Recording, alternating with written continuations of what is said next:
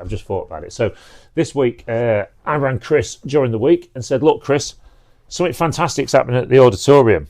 And I'd noticed that Jim Davidson is playing the auditorium. Was it in March, did I say? Yeah, something like that, in March. Now, for anybody that's never been to see Jim Davidson, I want to do for our podcast a one podcast mission to fill the auditorium with people, because he's controversial. He's a funny guy.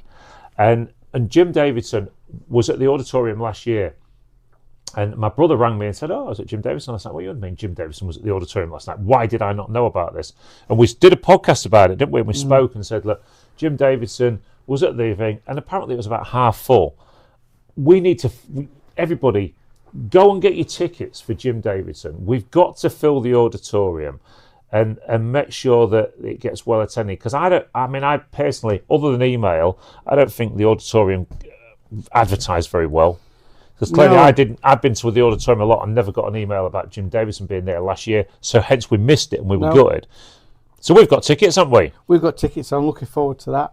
But do you think they're not promoting him because of his truth speaking, if you want to say it for a better word? Of course, he can be quite controversial. He can be extremely political. But when you look back at Jim Davidson over the years, over when he sort of first came onto the scene, probably in the 70s, 80s, 90s, I mean, let's not forget, Jim Davidson was one of the biggest names on the TV. Yeah.